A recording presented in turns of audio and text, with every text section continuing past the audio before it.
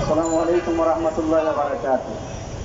হাসিনা যদিও চলে গেছে, কিন্তু হাসিনার এই বীজ রেখে গেছে। আমরা তো শুধু হাসিনাকে বিতাড়িত করি, আমরা ক্ষান্ত হই নাই। হাসিনা যে সকল বীজ রেখে গেছে এগুলোকে আমরা উপরের মতো বেছে বেছে আমরা এগুলাকে বুড়িগঙ্গার মধ্যে আমরা ফেলবো ইনশাআল্লাহ। এই বদমাইশ আবু সাইদ খান, হাদিস অস্বীকারী আবু সাইদ খানকে ছাত্র জনতায় খেয়ে ফেলবে ইনশাআল্লাহ। আবারও এই ছাত্র জনতা যারা হাসিনাকে বিদায় করেছে তারা এরকম আবু সাইদকে ধরে ধরে যত খান আছে সমস্ত খানকে খেয়ে খেয়ে শেষ করে দেবে ইনশাআল্লাহ। বাংলার মাটিকে আমরা পবিত্র করবো, সিলেবাসকে আমরা পবিত্র রাখবো ইনশাআল্লাহ। মুক্তি চাই।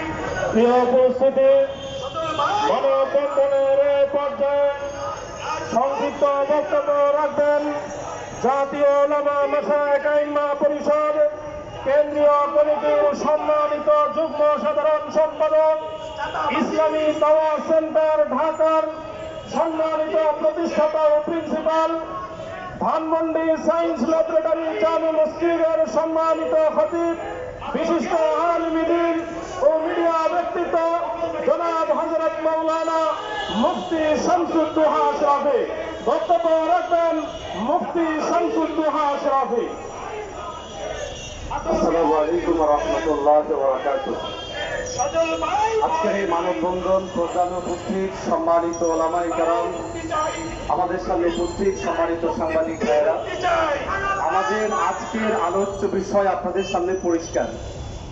আমরা অন্তর্বর্তীকালীন সরকারের সময়ে যে শিক্ষা কমিশন গঠন করা হয়েছে এর মধ্যে যাদের অন্তর্ভুক্ত করা হয়েছে এদের কয়েকজনকে নিয়েই আমাদের শুরু থেকে অভিযোগ ছিল, এবং এই অভিযোগগুলো নিয়ে আমাদের সম্মানিত নেতৃবৃন্দ এবং আমাদের দায়িত্বশীলেরা বিভিন্ন পর্যায়ে বিভিন্ন স্তরে ধারাবাহিকভাবে কাজ করেছে।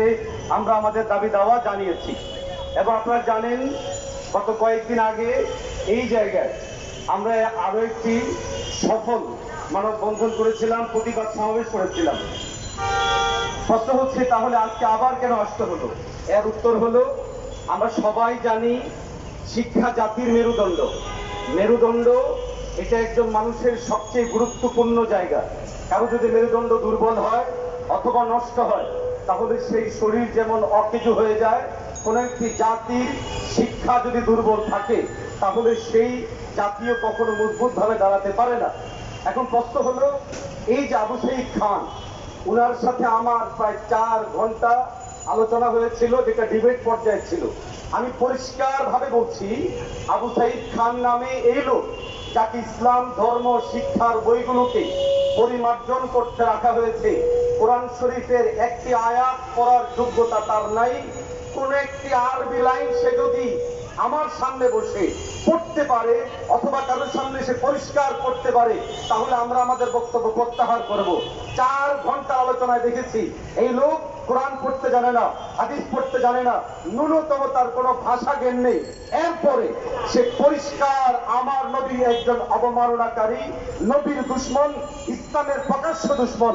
অতএব এই ধরনের লোক কোনো অবস্থাতেই আমাদের নতুন ভাবে যে শিক্ষা কারিকুলাম আসবে সেটার মধ্যে সে থাকতে পারে না।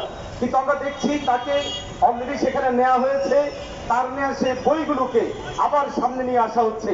আমাদের পক্ষ থেকে আপনাদের মাধ্যমে পরিষ্কার দাবি হলো, এই বইগুলো ছাপার আগে অবশ্যই যোগ্য বিজ্ঞ আলেমদের মাধ্যমে এবং প্রকৃত জ্ঞানী যারা ইসলাম ধর্ম সম্পর্কে জানেন এবং অন্য বই যেগুলো আছে সেগুলোকেও যেন একটা জিনিসও আমাদের এই শিক্ষা কারিকুলামে বিধর্মীয় কোনো জিনিসের অনুপ্রবেশ ঘটতে না পারে, এই বিষয়টা আমাদেরকে অবশ্যই নিশ্চিত করতে হবে।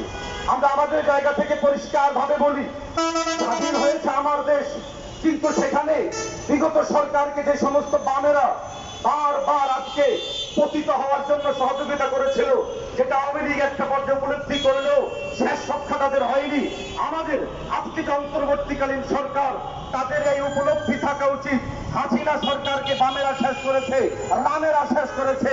অতএব বাম রামরা আবার সামনে আসবে, আবার দেশে কোনো ঝামেলা তৈরি করবে, এই জিনিস আমরা হতে দিব না। আমাদের জায়গা থেকে পরিষ্কার আহ্বান থাকবে, দেশের শিক্ষা কারিকুলাম প্রণয়ের জন্য এই গুটি কতক লোক যারা এলজিবিটি চায়, যারা এই দেশের মধ্যে নগ্নতা চায়, যারা এই দেশের সন্তানদেরকে বারবার নাস্তিকবাদ শিক্ষা দিতে চায়, এর বাহিরে কি আর লোক নেই? তাহলে কেনই বা বারবার এদেরকে ঘুরিয়ে ফিরিয়ে আনতে হবে?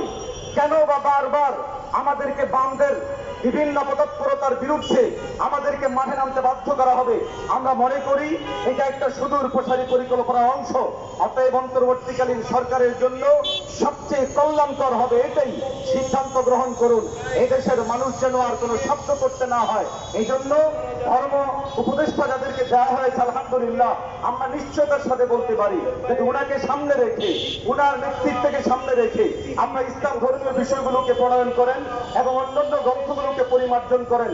এখানে বিতর্কের কিছু থাকবে না। আমরা চাই আগামীর বাংলাদেশ সুন্দর হোক, আগামীর বাংলাদেশ আর কোনো সংঘাত তৈরি না হোক।